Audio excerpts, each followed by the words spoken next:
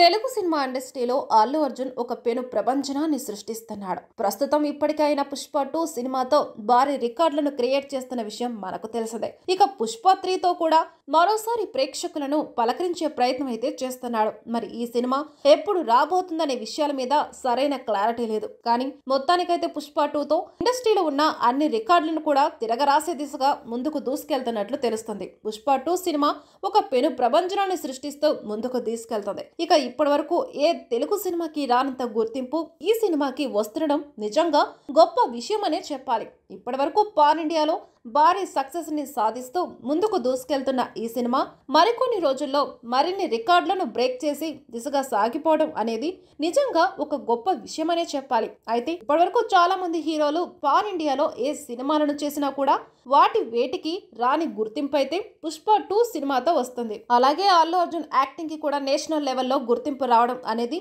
నిజంగా గొప్ప విషయమనే చెప్పాలి. ఇక ఏదేమైనా కూడా తనదైన రీతిలో సత్తా చాటుకోగలిగే కెపాసిటీ ఉన్న ఈ నటుడు తనకంటూ ఒక భారీ గుర్తింపును సంపాదించుకుంటూ ముందుకు సాగడం అనేది నిజంగా గొప్ప విషయమనే చెప్పాలి. ఇక మరోసారి పుష్ప 3 ర్యాంపేజ్ తో మన ముందుకు రాబోతున్న అల్లు అర్జున్ ఈ సినిమాలో కూడా తన అవుట్ అండ్ అవుట్ పుష్పలోని దమ్మును ప్రేక్షకులను పరిచయం చేయబోతున్నట్లుగా తెలుస్తుంది. ఇక ఏది ఏమైనా కూడా పుష్ప 3 ప్రేక్షకులను ఒక డిఫరెంట్ వరల్డ్ లోకి తీసుకెళ్లబోతున్నట్లుగా కూడా తెలుస్తుంది.